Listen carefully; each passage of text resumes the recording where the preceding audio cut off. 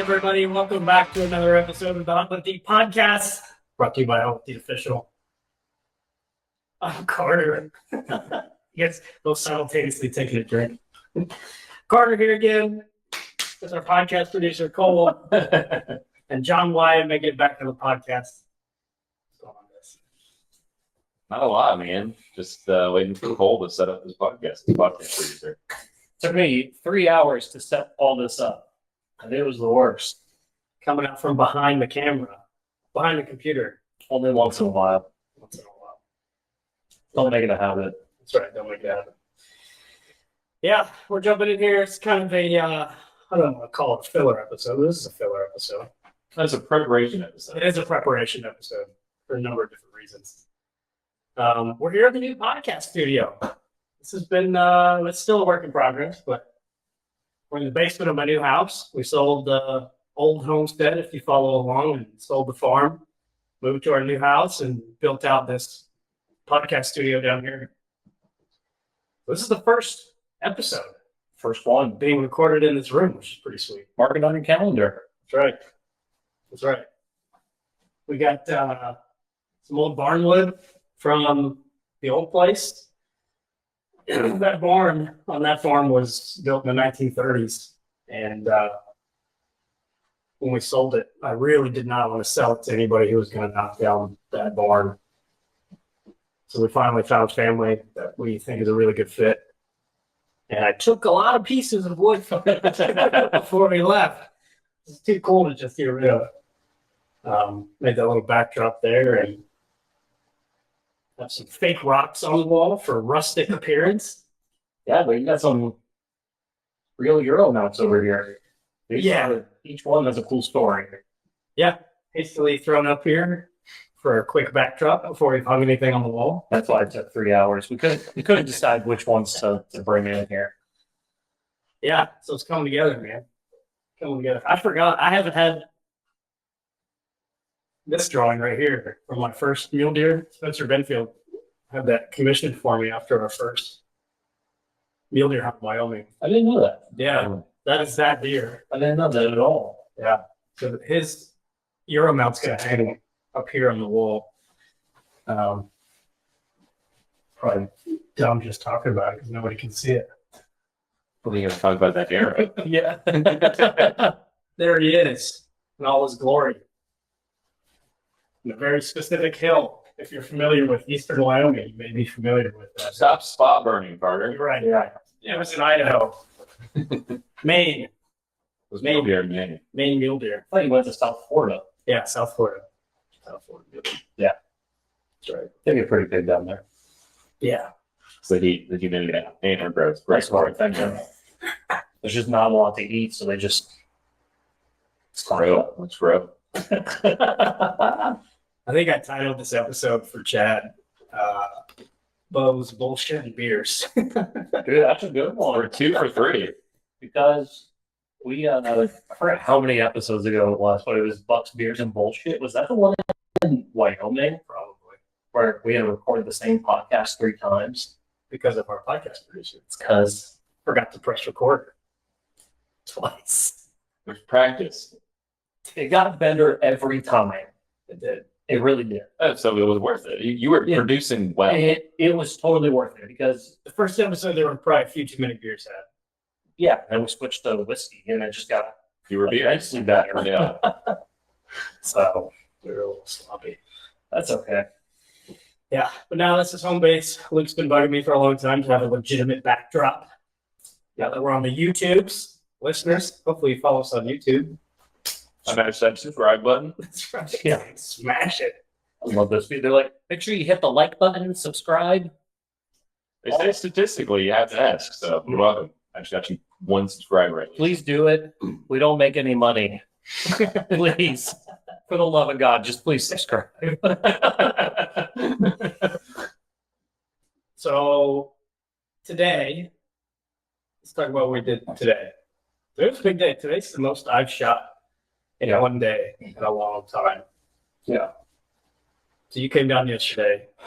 Yeah, came down yesterday. And I had this great idea to basically actually do my sighting. Tell listeners how you got your bow. How I got it? Well, actually, back up because we have no trajectory where we're going for this. How'd you get into archery? I got into archery because of one of our team members, Chad Strickland. And we were, and you too. I mean, you were the one who pushed me to go out there and do it. But we were at Mountain Archery Fest in Rome, Georgia. I think it was 2 years ago. Yeah. And I just made like the offhand comment, like I've never shot a bow, and I feel like I had 10 sets of eyes on me, and they're like, "The fuck?" And I was like, "Yeah, I've never done it. It seems cool." And You're at Mountain Archery. yeah, yeah. And I was really just going there to like just in my mind, I was like, "Oh, I'm just gonna help out, help Luke sell some t-shirts." Like that's what I had in my mind. But then Carter was like, "Hey, you should go out, blah blah blah." And Chad is a really good teacher. Pokemon Jeff. Pokemon chat. Pokemon Chad. And He's quite a good archer. very good good, teacher. very good teacher. He's very patient. And even when I put the first arrow in the ground, he told me it's okay. And I was just like, "Oh, this is fucking miserable." But he got me set up on his bow, and from there, I think it was just like when you hear that initial release, and then it's like that split second, and then you hear the, you're just like, "Oh, that sounds good." When you hit the target. Yeah, when you hit the Foam especially. yeah, like it makes that distinct noise, and you're like, "Oh fuck, that feels really good." Yeah. So after just like practicing on the range for a bit, Chad was just like, "You're gonna be comfortable enough to go out on the course." I was like, "No, I don't want to." Yeah.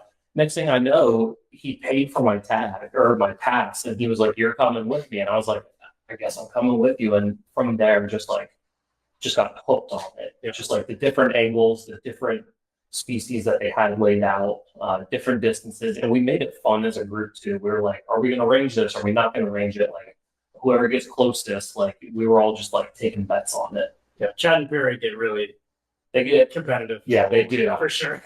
they do. Something cool that happened too when you were down on the open course, the open range at Math, just like the shooting range.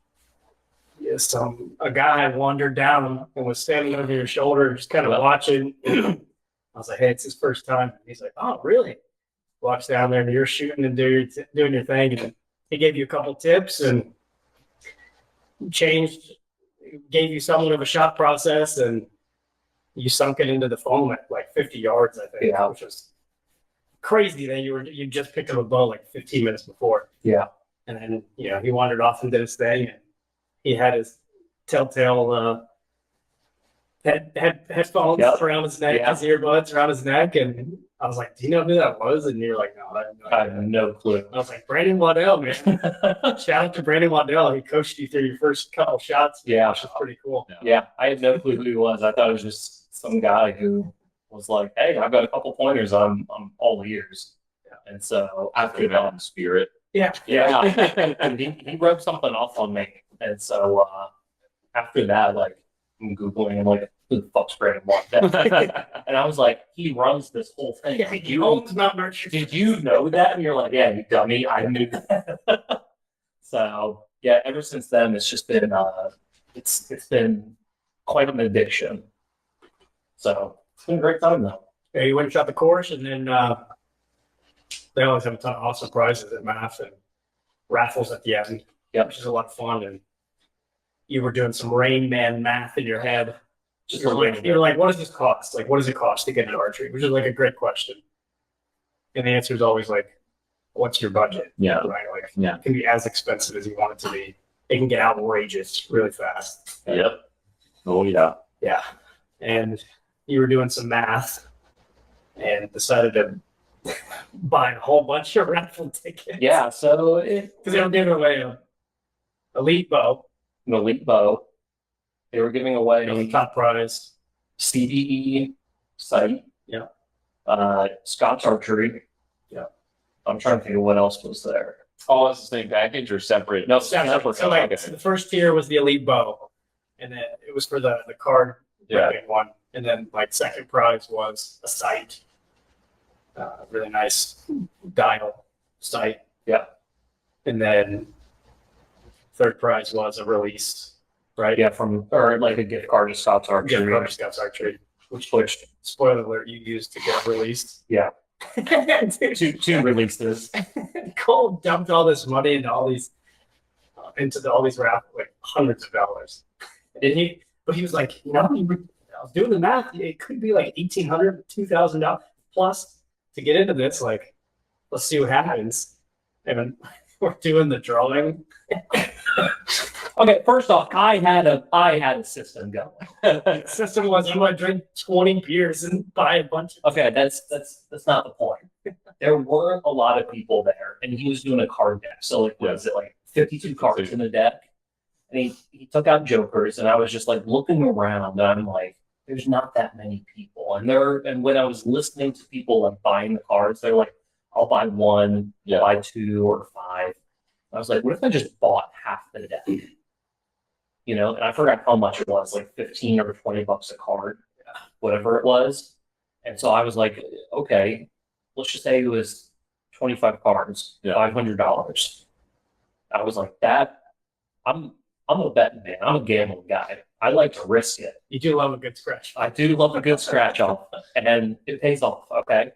So I was just like, why not? Let's do this. And so I think one of the most funny parts of this whole story is like I left my wallet back at camp, and we were like in a different venue. So I was talking to the guy who was like selling these, and I was like, listen, if you let me hop on the side by side, I'll go get my wallet, and I guarantee you I will buy X amount. And he was like, hold on one second. He goes to talk to Brandon. Brandon was like, yep, send it. And then I was like walking away. I was like, I don't think I can drive. So I go to Luke. I'm like, Luke, my guy, I need you to drive me back to camp real quick. And so he hops in, and Carter hops in, and we're driving back to camp. And it was just like, we were just laughing the whole way there, grab my wallet, come back, drop all this money. And I also like said, you have to throw in beer tickets. And I forgot what it was, like 20 or 30 beer tickets. And I'm just handing them out to everybody. I'm like, you get a beer, you get a beer, you get a beer. And then that kind of leads up to the whole part where Brandon starts drawing the cards. And I was on cloud nine. You won the third place prize. I won the third And place then you won the second place prize. Yep. And then you won the boat. Yeah. And Brandon's a really good showman in the sense that like he'll be like, oh, this is the next raffle. So let's just say it's the gift card to Scott's Archery. He'll just be like, if you have an odd number, you're out. And you're just like, oh, the anticipation of just like, he knows how to pause, he knows how to make it dramatic. And he brings everybody into the center, and he'll just like be telling you, okay, if you have a face card, you're still in, and we'd be like freaking out. And then by the time it gets down to like, 4 or 5 people, he'll like come up behind you and like shake you real aggressive. He's like, you just won. And so I was fortunate enough to have that done a couple times. Yeah. And it was amazing. So it's like I gambled on it and I came out very well. And so now I've got the bow, I've got the study, I've got the whole 9 yards. I mean, I don't think there's anything more that I need. Yeah. To stabilizer John gave you today. Yeah, well, I'm trading a case of beer for it. that was the deal. That's a fair and even trade. I offered to buy it. He said no. So I said, okay, I'll bring beer. And John got to see the raffle this year too at Math. We were hoping you win some stuff too, but I got my new bow a different way though. that's true. Yeah, that was not as exciting. Yeah. My old bow blew up in my case, so I took it to the archery shop. I didn't think it. I thought it was just a D-loop move. I didn't see the limbs delaying, but it was just hairline fractures, little cracks. Yeah, couldn't see it. I knew in my mind like, don't shoot this again. After I felt something adjust, so my anchor point was normally here, and all of a sudden it was there. I was like, don't shoot this. Yeah, bring it in. I just thought my D-loop shifted up. So I go and I was like, hey, yeah, like my D-loop moved, and let me get the bow for it and pull it out, and it's just the total D-lam of the limb. No, at this point, it's like the limb is totally split in half. I was like, well, I was going to ask you for a D-loop adjustment, but I guess I'm buying a new mid-priced bow. What bows do you have for sale between this price and this price? And they upsold me a little bit, good salesman, but yes, now I'm also shooting an elite. Yeah. Got elite terrain, and some new stabilizers, which is why Cole has Model 1. Yeah. Yeah. We're all three of us are going whole hog archery this season in Georgia, Yep. which is not the move. I'm not an archer or bow hunter by any means. I've done it in the past just because it gets you in the woods a month before rifle season. It's usually pretty hot in Georgia too. I've got Crocs and shorts, just sweating. But yeah, we talked about it on the previous Tuesday Tips episode, but we got a pretty good setup for the three of us here. Yep. Public, Not private. not private, all public. But it's like private public Private because of the access, which is it's like an adventure. It is. Yeah. Yeah. And you saw the cool stamp of I'm hunting public. Yeah. It goes a long way these days. Yeah, you get a hashtag on Yeah. Twitter post. Yeah, people get all fired up about hunting public or hunting private. Yeah. So we were shooting today a lot, getting ranged in. You were calibrating your bow and getting your sight tape put on. Yep. Which for the sight that I got, which is the CDE Engage Hybrid, and like I was talking with Chad, Pokemon Chad, about like I don't know what to buy. And I'm like, It is a bit of a foreign language when you first start. It is so daunting. I'm just like, I don't know anything. So he was just kind of like asking me what my goals are, how I intend to use it. And ultimately we said, hey, this is the one. And so getting it sighted in was really interesting because the way I understand the hybrid piece or just this sight as a whole, it's a 3-pin and it's a slider as well. And so your first 2 pins, which I chose to be my fixed pins. I had them fixed at 20 and 30. And then my last one, the home base is like 60 yards. So I could pick up my bow and immediately shoot at 60 yards on that bottom pin. But if I need to adjust it, it can go anywhere from, I can adjust it, up to 40, but all the way to, I think it goes to like 110, which. We didn't send one of those today. No. I may try one day. We'll see. Tomorrow. But it was really cool to really like just understand the mechanics and what it all can do. Because before I was just like, I just threw it on there and just moved some shit. I was like, I can hit 20 easy. I can hit 30 easy. And I never used that bottom pin before. And so I was like, of course, a week before we all go out, I was just like, I'm going to do this properly. And I think last night you were just like, this might be. Which, like, full disclosure for listeners or viewers, the shots that we're taking from these setups are 20 yards tops. Yeah. They're not further than that. Yeah. So it's mostly just, 30 if it's like a really nice buck, maybe. Yeah, the tree is blown the right way. Yeah. Yeah, what we're hunting is relatively thick. And it's North Georgia. I mean, it's tight shots. Yeah. So. But it was just cool to learn what I could do with it. So that was a fun process. Took me just half a day total probably to figure it all out and really get that grouping tight. So it was fun. I enjoyed it. You're on a slider too, right? Like I'm shooting at a Fast Eddie XL, which is a slider. Kind of shooting it as a 3-pin. That's as far as I got because I leave Monday morning. Yeah. And not tomorrow, but the next morning. Yeah. 2 days. 3 days before this comes out. Yeah. You'll be in Wyoming. Washington, Washington. Alaska. Sorry. South Florida. South Florida. We They can have have here. Guam. Guam. Now, We're going to Guam. that's right. Yeah, so I was really cutting it close. You were cutting it close. I was really cutting it close today. Yeah, we do well under pressure though. I don't. Shout out to Kiefer Rogers, 100%. I was working with him all summer doing his online virtual archery coaching. He's an archery coach based out of Colorado. He's guiding right now in Wyoming for an outfit in Casper. And he is a proper archery coach. Yeah. So I'd highly recommend him to anybody listening if you want to brush up on any details when it comes down to archery, understanding your equipment. What he had me do, I'm not new to archery, but he broke me down from the very beginning and we went back to basics. And I I had to unlearn a lot of bad habits that I have developed over the past, whatever, 8 years or however long I've been doing it.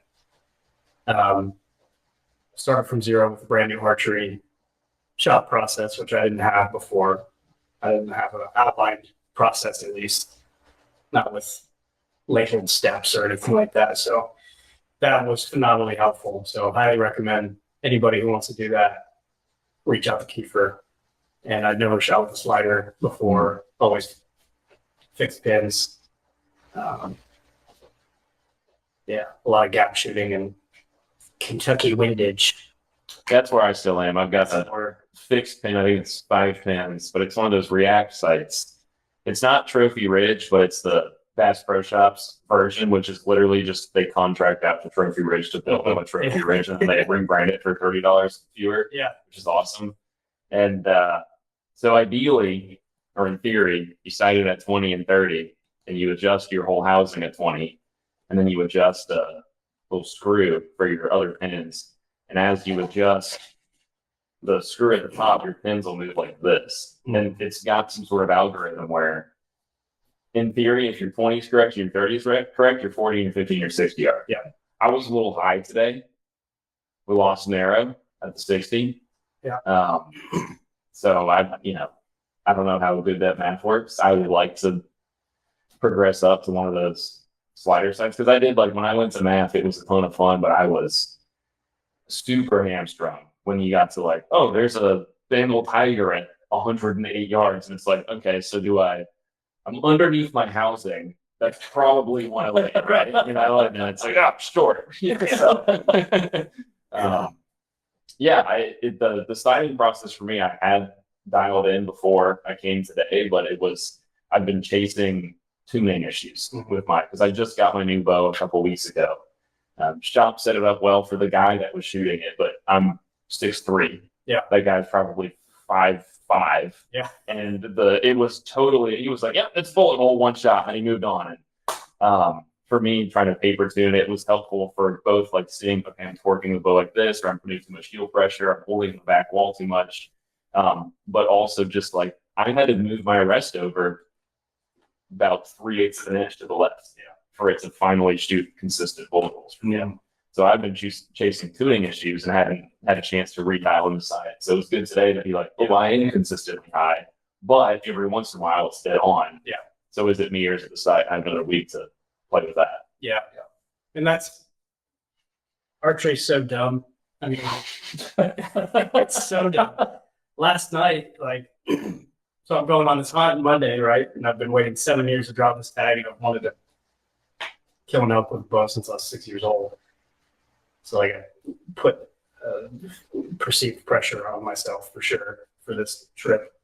You want to be successful, and you want that perfect shot. I mean, things can go wrong, and that's how it goes with archery. But I was shooting high right last night pretty consistently, and I was getting pretty frustrated.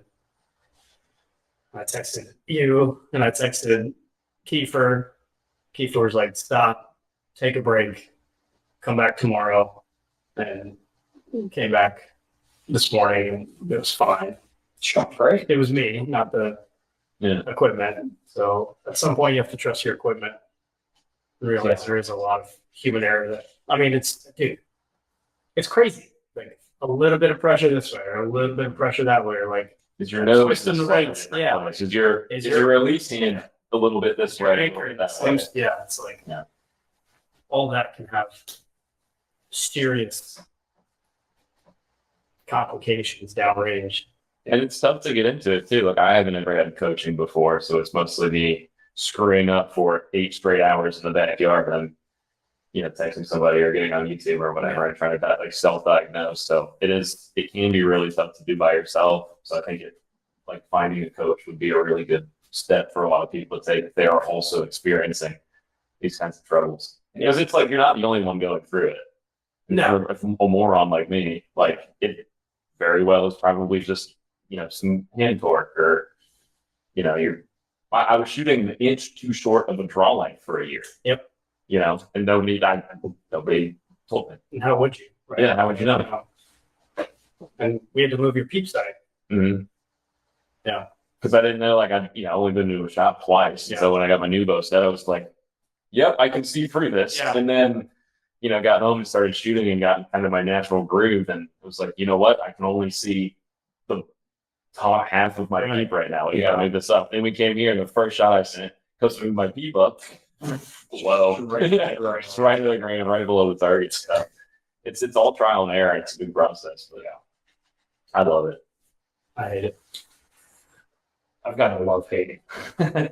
It's like at the time it's frustrating, but once you do figure it out, it was just like even the micro adjustments. I'm like, oh crap, I'm shooting low, so I need to do this, this, and this. But then once you start hitting that target, and you're like, oh The satisfaction is like second to none. yeah, Yeah.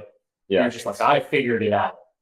And if like once you do get a shot process, and like I was doing it today, and part of what Kiefer does, like when you're shooting and going through all your steps or whatever, like as soon as I release, before it even hits the target, I know where the arrow's gonna go. Mm-hmm. And like at the end of every shot, he's all like feedback, like give me the, and he makes you do it out loud.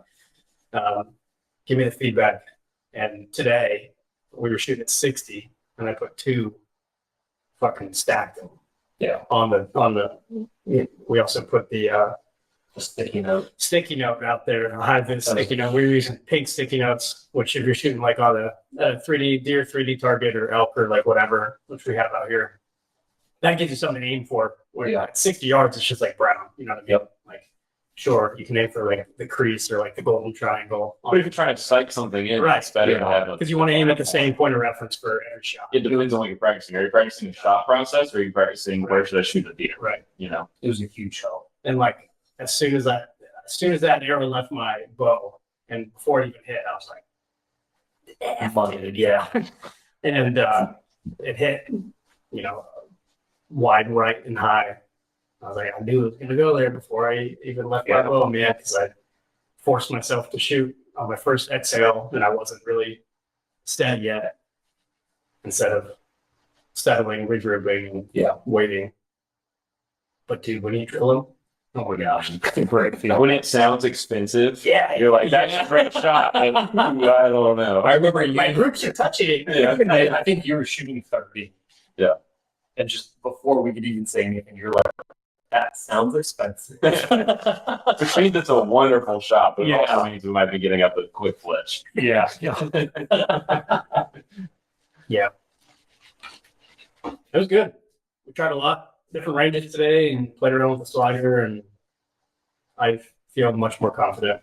Yeah. For sure. I think it was nice that we just kind of chose a couple random spots, Yeah, that was helpful, right? slided in. Getting into the route of just shooting what your pins are set at. Correct. Yeah. So it's like, instead of doing the 20, 30, 40, whatever, it's like we were walking around the yard, and I was like, this looks good, slided in. Okay, it's 47. All right, let's trust our equipment to tell us where to put that pin. Yeah. And I think that was a huge confidence boost for me, because just getting that slider sighted in and being able to adjust it and know that, at any range, I could just be like, okay, we're shooting 47, boom. And it just felt good. Felt so good. It's fun to gamify it like that a little bit too. Yeah. Like shooting a bow is very tranquil. It's very meditative at times. You're focusing. It's like fly fishing in that way. You're focusing fully on that. Like, I'm gonna point at the target. I'm gonna draw back. I'm gonna get and you're just like always focusing on that. Yeah. So like, kind of if you can break out of that element a little bit of that trance state, and now it's like, let's shoot from behind this pillar on the deck, sitting down in this lawn chair, and it's like, okay, that's fun. And it kind of breaks into that comfort zone, which maybe you could get used to if you're just like, I'm going to my patch of grass that's so worn down because it's exactly at 20 yards, and that's where I've been standing for a month. It's really fun to shoot with other people and do that too. Yeah, which is probably far more applicable because you're not going to be tranquil when that deer bucks in range. No. I haven't been. I never have been. The first deer I ever shot with a bow, I was working at Camp Listen on the maintenance team in college.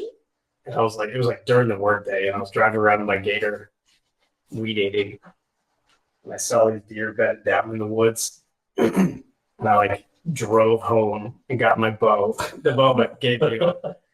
Got that bow, drove back. They were still there, like stocked in up on them, and got close. And this is before I even knew what rangefinders were. Like this was in like 2012 or something like that. Yeah. No idea what a rangefinder was.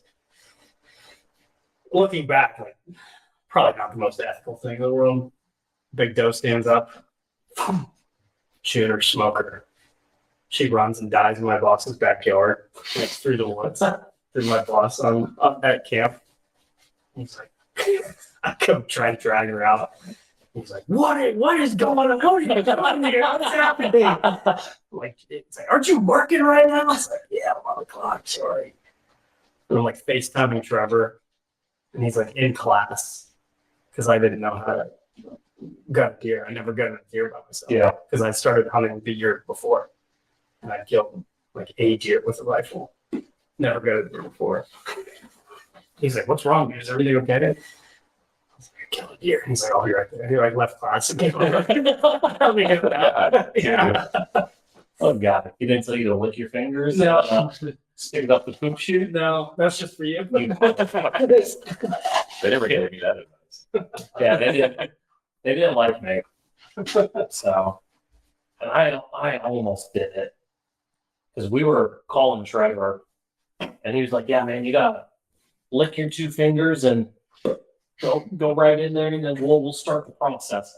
So I'm like, "Okay," and I'm like about to do it. And Carly's like, "Stop! No, that's not how we do it." You know, there is a tool. I'm not even kidding. There's a yeah. You stick it in there, and then it's like it looks kind of like an apple core almost. It's like a little Yeah, corkscrew. and you shove it in there. Things I didn't know. Yeah. People like it. People like it. I've been on Reddit recently, and people like rate my pack. You know, they'll lay out all their shit. They like lay out all their stuff, and they're like, "What am I missing?" And it's like every single person, like knife, pelvis dog, poop chute, plunder, square. It's like everyone's like, "Oh, that looks good. You might want to consider some zip ties." It's like, Wow, man. I'm pumped though, man. We're coming close to it. My goal for this year, it's not actually. I mean, it's hunting tangentially related. I'd like to get way better at butchering. Yeah. That's my goal this year, which requires harvesting. Yeah. But That's a good goal. I think that's my goal every year. yeah, Well, between us three, we can take 30 does. That's crazy. That's all. I'm just saying, if you need practice. yeah, we just take to the woods in Georgia. But like, I mean, it's practical application, right? Like that's what you're training for. Does are a great way to do that. Yeah. They're super plentiful in Georgia. There's tons of them. Yeah. I mean, we saw 8 tonight. That's why you can shoot. That's why Right. you know, Ten sees them because they're overpopular. Silly amount of Insane. Yeah. And so that's how you get those reps. So you practice everything. Yeah. You know, where to shoot, your holds, even if you're not going to shoot the deer, I know I'll be practicing on every doe or little buck that comes in. Yeah. Drawing and holding, trying to do it in a way where I don't get spooked, Yeah. or busted or whatever. Just practicing with like a live target in the field. Yeah. And then, of course, if we shoot them, like, there's the butcher practice. Yeah. Last year I tried to make tomahawk steaks on the backstrap and left the ribs on them. Dude, it was messy. I needed different equipment for sure. I forgot that my wife had a set of meat cleavers, which would have come in super handy. So I was using a hatchet and a rubber mallet to like snap through all the bones. Ribs. Yeah. And they came out all right. But you know, like it was, I think that one was the buck, which was the end of the year, you know, rut's over at that point. It's like late December, early January here. The last buck you killed in my place. Mhm. Yeah. Yeah. And so like it was pretty lean at that point in time. So like everything was really small line. So I had all these tomahawk steaks. It took me an hour and a half to get off of this thing. I was like, Sarah, we're eating steaks tonight. Threw them on the grill and they came out and they were like, yeah, they were good though. It tasted really good. It was fun to try stuff like that. Just trying to elevate that kind of craft. I will say this year I'm gonna try and move away from the vacuum sealer. It gave me so many problems last year. Yeah. I've been using it for years for whatever. You know, Yeah. you buy a pack of 5 pounds of chicken breast at the store and you only use 4. It doesn't seem to like the shapes of like a real butchered animal. Yeah. Yeah. I'm gonna try like freezer paper this year. See what happens. Yeah. I like that. Or like even like it really hits liquid, any type of liquid. Yeah. Like vac sealer does. Yeah. They like won't steal or won't actually vacuum down if there's any blood or moisture in there. Yeah. So we've had to like take paper towels and like shove them in there so it'll soak up that moisture. I could actually do that. That could be it. But Yeah. But it's like I've used 3 different ones between yours, mine, and my parents. Yeah. Trying vac seal stuff, and it's pretty universal. Like if there's a little bit of moisture in there, or if it's kind of the wrong orientation in there, or if there's like a pocket in the meat, sometimes it doesn't like it and it won't seal. Yeah, when we try to, bones are impossible. Dude. We try to do those ribs from those Hollows. there. Yeah. Impossible. And they end up puncturing It wasn't plastic. it wasn't fun. Yeah. Like was not fun. We like even sometimes double bag some of them because the first one got punctured. So it's like, okay, just stick it in a second bag. Let's try it again. Or just rolling around in the freezer when you're digging around. Like, Yeah. Stick a hole in it. or Yeah. whatever. Well, that's why was it last weekend I cooked some ribs up? It's because I noticed one of the ribs poked a hole through it. And I was Yeah. like, oh, I guess I gotta cook it now. Yeah. Really good. Yeah, they were great for me. Not a lot of meat on those things. No, which every time I do it, I'm like, I'm so excited. And then you take a bite and it's just like 80% bone. Yeah, it's about not worth taking. Yeah, I ended up just like slicing it off the bone and just like creating a plate of it. Yeah. Instead of trying to eat it off the rib. And of course, Aaron does not like it. We need to go back and do that. That's fun. That's a good one. Shout out to Triple M Outfitters. That's a bunch of stuff. Matt Cates, he's the man. So I don't want the Mad Max-esque vehicles. Yeah. Looking at The farms. swamp buggies. Yeah. Dude, just rooting, tooting, and shooting. It's a great time. It's fun. I would do that again. We should find a date and go do that. It's an easy drive from here, and we got a little Airbnb, and just woke up, and we thought we were going to hunt for 2 days, and we finished out in one morning. 2 hours. We were like, we gotta stop shooting. Yeah, because they charge you by the pig, and of course we're like, there's another one, there's another one, and we're looking in the back, and we're like, we're just like, oh fuck, I came here with this budget, and I'm at this budget now, so But good news, you got pork. That's true forever. Ever. I still have so much work. We came back with 19 pork shoulders. I mean, It was a lot. Oops. Sorry. break it down money wise. Totally worth it. The cut's not cheap at a store or whatever. If you're gonna Boston butt or whatever, Yeah. They smoke well. they smoke really Yep. well. Yeah. Yeah. Oh yeah. Yeah. We need to go do that again. I'm in. I'm in. Easy drive. Like 7 hours Yeah. from here. It's not bad. No, not at all. Yeah. And you edited a podcast while we were driving down. I did. You're like, oh fuck. I'm glad I don't do that anymore. Shout out to Chad, our podcast Yeah. editor. What a guy. Not Pokemon Chad. Different Chad. Chad. Podcast chat. Yeah, podcast Chad. Yeah, he's the man. He's been doing great. Yeah, Way better than I ever did. he's the real hero. Yeah, he really is. Saves our ass every time. The other thing we were doing today, see him waiting over there. We were doing some broadhead tuning today. This one Not those. is my favorite. Got a great story about When I was 15 years old, I shot this through the drywall of my parents' house. And my mom was not happy. it. Wasn't me. Somebody else that I know. I'll send that to your mom. When we lived in Colorado, I went to school with like a bunch of Navajo kids. For real, like from the res. And there's a ton of like Native American memorabilia and stuff for sale in town. Memorabilia is probably not the right term, but whatever. Artifacts. Yeah, I mean, no, bow is probably not legit, but it was like a thing, and I was obsessed. So, yeah, they bought me that bow. I was like, "What does this do?" In my bathroom, punched it through the wall. Hey, you didn't dry fire though. Until I didn't drive by. My mom was like, "What was that?" It's a drywall fire.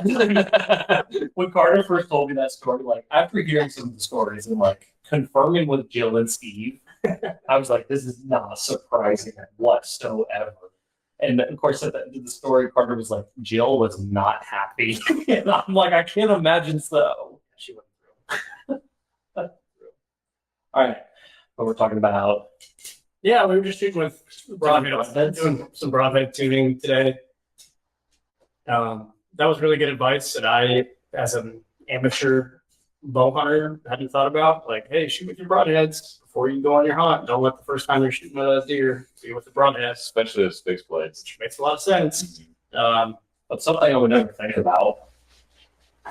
Like, Oh, that. yeah, for shooting sure. with your bro. I'm like, oh, I only want to use it when the time comes. Yeah. Kiefer mentioned that to me, and I was like, yeah, for sure. In my mind, I was like, oh, dude, that makes a lot of sense. The other thing he suggested to me, which I think a lot of guys do, at least out west, is I'm going to carry a fixed blade, this Montec fixed blade, which is killing a lot of animals in this country. It's kind of classic, been around for a while. And a mechanical as well. So I'm going to be shooting these swackers this year. I've been for the last couple seasons, these swackers. I like them. They got a 2-inch diameter, cutting diameter. But shot both today and got some good data from both of them, actually. The swacker, these new ones, these 261s, we learned this today. Really cool kind of Feature. feature. I guess I'll take it very well. Yeah, put it in the top so that you can shoot it as like a practice blade, which is really cool. A lot of broadheads come with a practice. They don't always fly exactly. They don't always fly the same. That's what I found with some of the ones that I've shoot. So it was cool to shoot one that I could potentially shoot on an animal. These flew really well at 20 and 47 and 60 and 50. Mm-hmm. Didn't fly great for me at 30. Could have been me. These flew great at 30. Pretty medium at 20. And I guess I did toss this one at 60 at the end. It was okay. But if they're hitting even at a distance, then it's Yeah. Your bow's tuned well for Yeah. the broadhead, and it's just down to shot execution. Yeah. Yeah. Cole, why are you shooting broadhead wise this year? I'm shooting a mechanical swacker. I've been calling them schwacker. Oh, I do too. I want to put the schwack in there. I want to put the schwack, the twice the slice. Isn't that the slogan for it? Or- Whenever we go to the bow shop or sporting goods or whatever, we always are just blown away by the marketing behind broadhead. It's it's my dream job is to market broadhead. Fascinating. How many blood splatters can we put on here? And 17-inch keeping Yeah. wounds. Yeah. Unrecoverable. Yeah. Channel wounds as big as the Bering Strait. Yeah. The marketing is out of control. Yeah. But yeah, I'm shooting. I think this is last year's model or year before. That not the what is that? The 261 you said? Yeah. Not the 261. So I think really the only difference they're both mechanical. I think the only difference is that I don't have that screw to make them practice. Mm-hmm. Really, you just have this rubber band that goes around it just to hold the blades in place. And so every time I shot, I had to replace the rubber band, which after three shots with it, I was like, I'm good. Yeah. I don't have that many rubber bands. I gotta purchase a few more, but no, this is my first season bow hunting. And so this is the mechanical that was recommended by Carter. I'm gonna go with it. Shot really well. I think at 20, I was just right on top of I know I was right on top of the other because when I shot, and this was a really good tip that you had said that Kiefer had told you, is to shoot your broadhead first. Absolutely. And then shoot your Shoot a field point. shoot a field point. So shot my broadhead, saw where it went. I was like, okay, I feel really good about that. I think I was like just to the right, just by a hair. Yeah. And then shot my field point and shot it so well in the same spot that it actually broke my knock. And so we had replaced. Sounded expensive. Yeah, It sounds good. That is When it sounds expensive, it's good. It's a good feeling, but then you're like, oh, fuck, Yeah. God damn it. So luckily you had some of the tackle box, so we replaced that one. But no, I'm excited. What are you shooting? I love tinkering. So I've got 3 options in the hopper right now. So I have a fixed blade and 2 mechanicals that I'm excited about. The fixed blade I have is a Magnus Black Hornet. So very similar looking to the one I shot last year, which was the Stinger. The Stinger is a little bit more elongated. The Black Hornet's squattier. It's a 2 blade, 2 bleeders. That thing flies like a dart. Yeah. Yeah, I mean, it's money for me. I did the broadhead tune today. I'd done it previously this week, and that one is right in line with my field points after I got my tuning fixed. And so that's been awesome. Excited about that. And then for my mechanicals, last year I purchased but never used some Grim Reaper Whitetail Specials. So it's a 3-blade front deploy mechanical. So when you hit the animal, the blades come out and deploy, and there's 3 of them, and they're each like 2 inches. It's something insane. And that's why we're talking about marketing. Yeah. It's like that one is just like literally the moment of death, Right. Blood all over the place, and it's like fatal wounds. It's like, well, all right.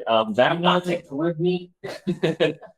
people love that, from what I've heard. Some guys were laying AT&T fiber in my yard, saw my free target backyard. A guy comes up to me and goes, "Saw your target.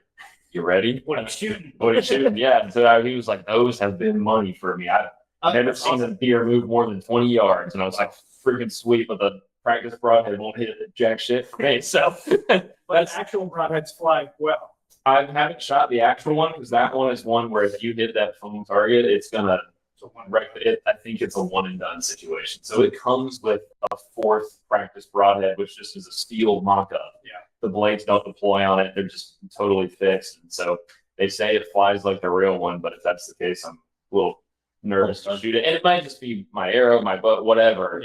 People love that broadhead. It's apparently devastating. So could be a good one. The one that I'm most excited about mechanically is I've been shooting the Stever. Similar kind of in design to these Schwankers, similar to this Levi Morgan 261 one, where you can take a set screw and it doesn't come with it, you don't have to move it, it's just off to the side, and you screw it in separately. But you can screw the set screw in and practice with the broadhead you're shooting. So I know the one that I will shoot at an animal is a field point. Right. I've taken that one back to 40. Yeah. I'm not shooting further than that. Yeah. It's my self-imposed range, and also nature imposed Yeah. range here. That one is cool if I don't have the data or anything like that, but once those blades deploy out, they lock together and they pivot. And so as your arrow is flying, if it comes across a bone, the blades will actually pivot around it, and then as it passes the bones, they pivot back in line and keep cutting. So it apparently just slices through things. That's sweet. So I'm excited to see how that one works just from an engineering standpoint. So that's what I've got this year. And I've got them all shooting well except that Grim Reaper. But I found out my practice product was bent. It'll make a difference. Yeah, difference. It'll make a difference. So For sure. We'll have to do some necropsies. Yeah. On all these domes that we stack up, just to see what these wound channels look like, and what do they do with ribs, and you know what I mean? Like, I'm real curious. I'm interested to test the thing I've been telling you about too, where I heard last year I had that deer drop on me really bad. Yeah. Where if you give them the Physically drop. physically, After you hit them. after I hit them, they sink down to the ground, right? They jump a string. And so I was reading somewhere that if you give them the man, and then they're looking at you, they don't drop as they still drop, but it's not as insane as if their head is down or away because they're wheeling about to go and look at you. And so that motion is physically dropping them more than if they're already looking at you and then they just Turn. kind of arch. Yeah. Yeah. So I'd be curious to see, like, here's where I was aiming. I felt like it was a really good shot. Here's my impact point. Here's how much they dropped. Yeah, I mean those videos where you see they go in slow motion and it gives you a line where their back is and it shows you how much they do drop. It's like It's nuts. 12 inches sometimes. Yeah. Like, dude, 12 inches is insane. The margin for error, like, So fingers crossed, it just goes over its back, but like real easy to, Spine it. or you hit back that, strap or yeah, you get whatever. that region where there's nothing. Yeah. There's no lung, there's no spine, it's just nothing. That'd make for a bad day. Yeah. Yeah. That's why we like rifle hunting. Just give me a freaking 300. I'm gonna put I'm money at 100. Right? I'm gonna put a 180 grain bullet right in the compound, or somewhere close, and it'll be fine. Yeah. Yeah, it was funny when I was doing, like my archery testing, it'd be like, well, this one now I'm 3 inches off. That's not a dead deer or whatever. And then I'm out there like testing all sorts of different ammo with my rifle over the summer, just killing time when we don't have work. And it's like, well, this one missed by 1/8 of an inch, so it's not as good as the other one. In reality, it'll all work. Yeah. Yeah, I'm excited. It'll be good. It'll be good. Fingers crossed. I get to send everybody a picture of an elk next week. That'll be so cool. So cool. I was so happy for you. That'd be so cool.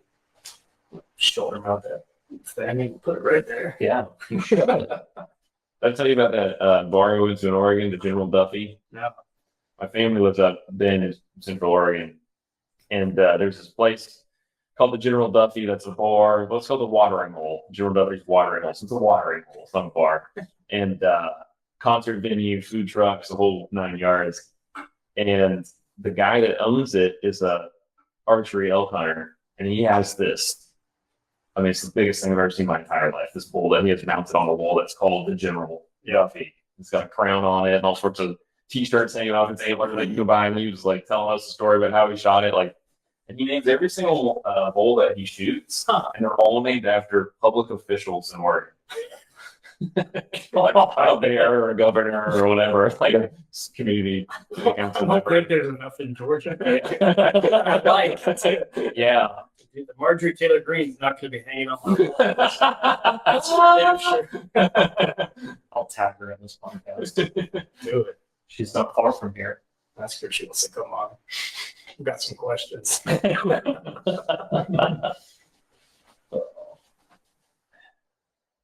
What else? Herschel Walker.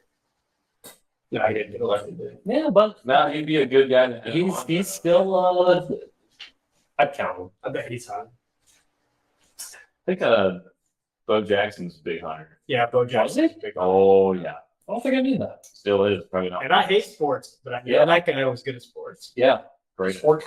Bo knows. Yeah. My roommate in college made us watch that documentary all the time. 30 for 30. You gotta love it. Shut up, Grandma Hitty. So if you guys are still trying to do more podcasts, here's a question that I always have, but I'm always interested. Like you watch hunting media and it's only the hunt.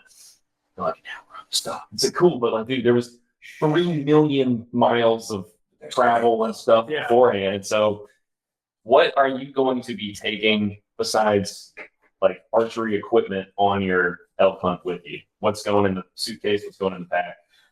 Not as much as I would like is the answer, because we just moved and all my gear's in storage, and we went and looked in the storage unit A today, couple times today. and we're very quickly overwhelmed. We saw your handwriting where it just said hunting shit on the box, and we're like, Guess what's in there though? yeah. And we opened it up and we're like, this is a bunch of fucking random hunting shit. That's why I like Yeah. That was Carver's moving. This goes into a box. We were laughing. Actually, it's funny. So not as much as I would like. I'm taking one pair of boots because it is archery season. I'm just taking my murals, no insulated, nothing. So What's the temperature range supposed to be? look out, dude. Hopefully not bad. I have Gabe and Luke are there right now, and Luke is just in the lightest weight base layers and the lightest weight band. So I've got a pair of King's Camo Sonora pants that I'll be wearing, and then I'm taking a pair of those lightweight Wrangler pants. I forget what they're called, but Like the brush busting pants or just like their cheapest little loop for your hammer? there's no loop, but it looks like a pair of pants I would have. Okay. There's some stretch. They look like my Costco pants that I wear, super lightweight. I forget what they're called, the 6 panels or something like that. Keeper was like, "This is all I hunt in that kind of guides elk hunts." So yeah, I was like, "Well, that's what I wear when I do yard work, so I'll take those." Pair of Merrells, and then my lightest weight socks I can. Chance it could get cold, so take in a puffy, weighs nothing, takes up no space. Rain gear for sure. It rained this week there, and it's Wyoming, so Florida. yeah. I mean, Yeah. Florida. Full on. It rains a lot there. Yeah. Tropical. Just turns Rain gear really always. fast. Taking my Stand 2 Blade Company knife. Derek. Shout out to Derek, who's in that state right now, looking for a house, I believe, Of Guam. of Guam. Yeah. It was a long boat ride. Not a lot, which is really nice. I'm relying on Luke a lot for this trip.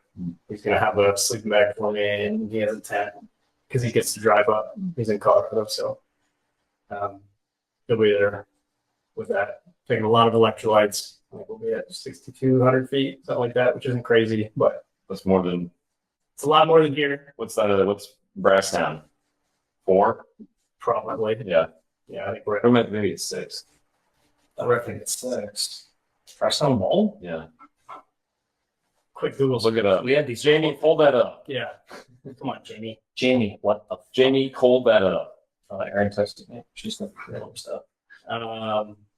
As many arrows as I have, I'm taking all my arrows, all my broadheads. That's kind of it.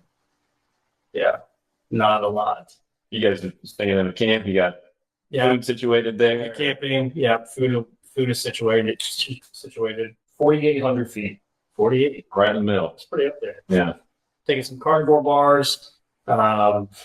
Which I'm really eager to hear about. Yeah, Yeah, we had Philip Meesty on the podcast recently. Is that just like him again, basically? Yeah. Yeah. 100%. Yep. Shelf stable for 25 years. I'm really curious to see how you like them, and I mean they're small enough you can carry a few with you. We're gonna travel really light, and the plan, the food plan is we'll be hunting at a deficit for the week. Because we usually go with a big group, and we usually take a lot of guys with us, and we're usually teaching a lot with new guys. And that won't be the case. It'll just be the 3 of us out there this time, moving fast, trying to cover as much ground as possible. A lot of glassing. And if any cold weather comes in, I'll have cold feet, but I've had cold feet before. It'll be all right. Yeah. And that puffy will go right in the pack and right under my rig gear. And my tag. Yeah. I'm gonna take my tag. Yeah. We for sure packed that today. Yeah. I think I repeated it 2 or 3 times. I'm like, Carter, do you see where I'm putting your tag? Yeah. Here's your tip. When you're flying with out-of-state tags, keep it in your carry-ons. Yep. Don't trust your checked bags. That's a great tip. You can get another weapon. You can fucking go to Bass Pro or whatever. If your guns or whatever don't show up, or your bow, which has happened before to me. Shout out to Southwest. And Or your other gear. you 'Cause cannot hunt without your tags. So Yeah. keep that on your person. also, fuck Walmart. Fuck. You can shop at Walmart and just use it and return it. I'm not saying we've done it, but fuck Walmart. They treat their employees like shit. Yeah. You know what, Walmart? I'm tagging you in this. How many states don't? Because like Georgia, you don't have a physical tag. You just log it on the app. Yeah. A lot of these Western states they haven't arrived in the 21st century yet. Yeah. Nice. It's probably due to like lack of service out there. Yeah, that's fair. The service is fair. ass. Yeah. But yeah, We will have Starlink in camp. So like Oh. we're not like rough. Yeah. When's Elon coming on? Yeah. dude, we're not- yeah, yeah. I'll send him an invite. Okay.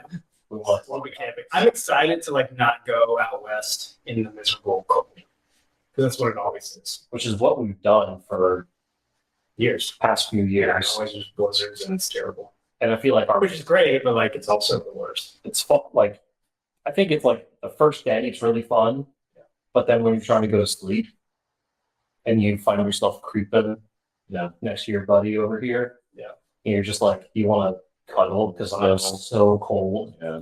That was a state up north for us. Well, and think about how different it is, like how cold that was. Like it's getting down to 60 Yeah. on Saturday. Yeah. Like it's cold. Yeah.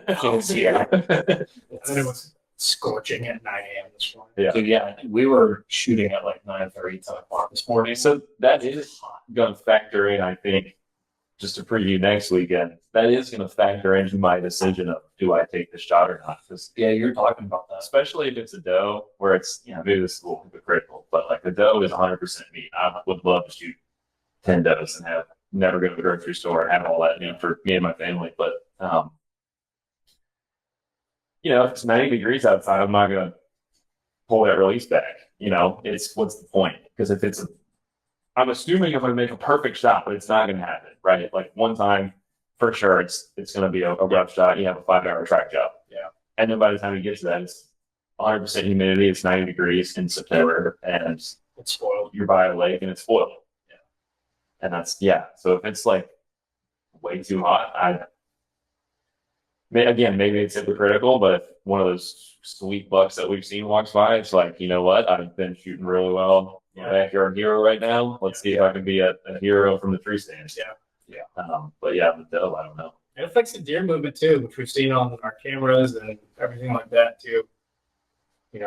They're moving a lot during late mornings now. Yeah. And early afternoon, not during the heat of the day, and then like during proper night, like not shooting hour night. Yeah. Not like the typical crepuscular movements right at daybreak and right at sundown. A lot of big bug-eyed does at 1 a.m. Yeah.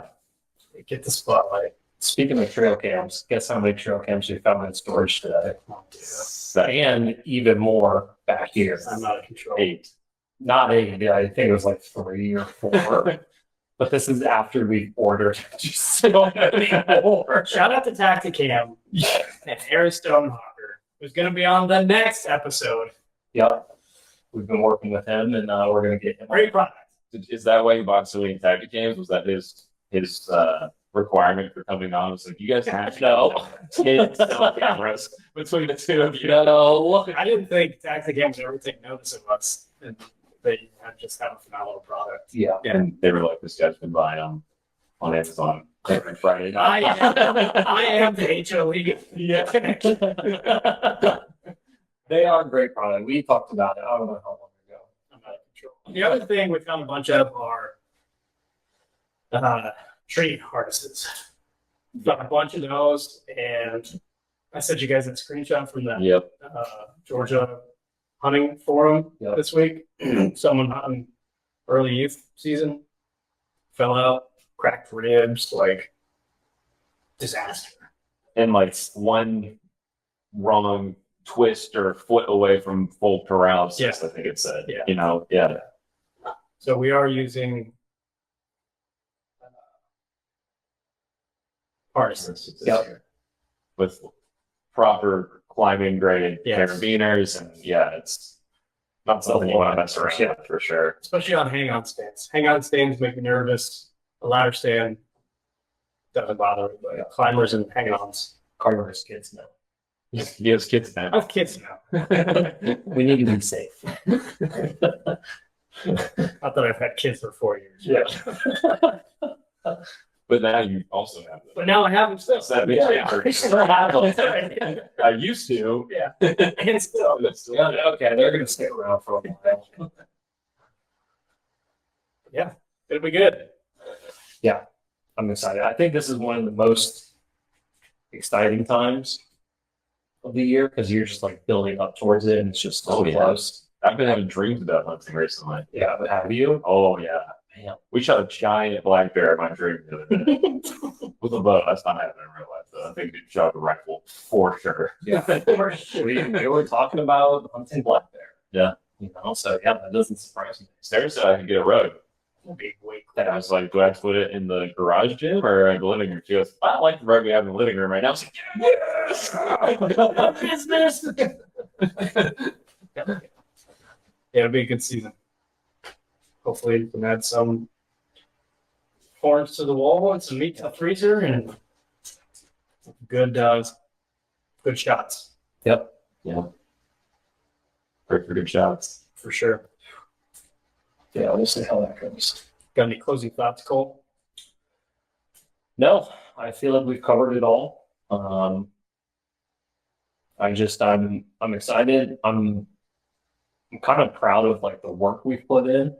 It's been a lot of work. Just like the preparation, the thought, and everything. It's been fun to do it with people Yeah. Yeah, for once. Like all those properties and that's just tough when you're, you know what I mean? Like on heads and yeah, skippers and Jeffs. Like it's always been by myself. It's like a lot of fun to do it with other people. Yeah. It sucks a lot less. And it still sucks. It's still not really like it's like if there's ever enough time, you're always pushing your time hacks. hot. It's always hot. Yeah. It's freaking hot. But I'm just proud of the work we've put in, the preparation, and this is probably like the most prepared I have felt. Just in terms of just like we've taken the time to really shoot, break it down. What are we doing right? What are we doing wrong? And so that makes me feel really good. I'm shooting more than I ever have. I'm probably shooting 30 arrows a day for the last few months, you know. And we probably shot 150 today. Yeah. Which is by Probably too much, but by the end of the day, I was like, I'm pretty tired. Yeah. But I'm just happy. it'll be good. You got anything, man? Yeah, I think my closing thoughts are similar to Cole's. Like, I am proud of the work we put in, but I'm excited for next weekend to come, opening day. But I'm also like, I wish it was today. I wish it was 3 weeks from now because no matter how much work we put in, I still feel like I could do more. So I guess my closing thought is just, you can never start early enough, in my opinion. Yeah. When you go in, especially archery hunting, man. Like, because I remember when we got my bow a couple of years ago, set it up at Tritts, no flack towards Tritts whatsoever. We went in there the day before opening bow season, and he was slammed.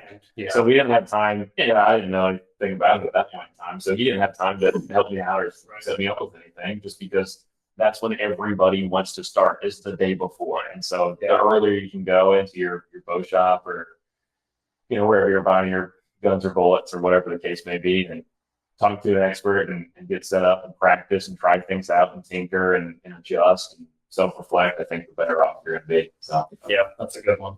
I agree. Go during turkey season. Yep. Yeah. They told me when I was talking to a couple of the archery shops up in Athens, they said March, June. Yeah. If you want to go to archery shops, March and June, they're gonna be just sitting there twiddling their thumbs. They'd love for you to come in March and June.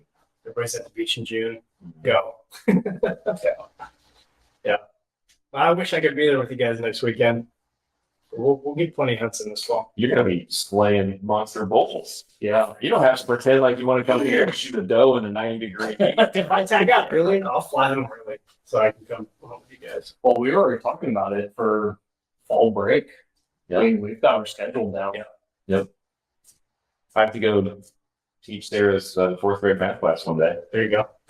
So those kids are gonna pay to hang, but Yes. that'll be on Friday. We go earlier in the week.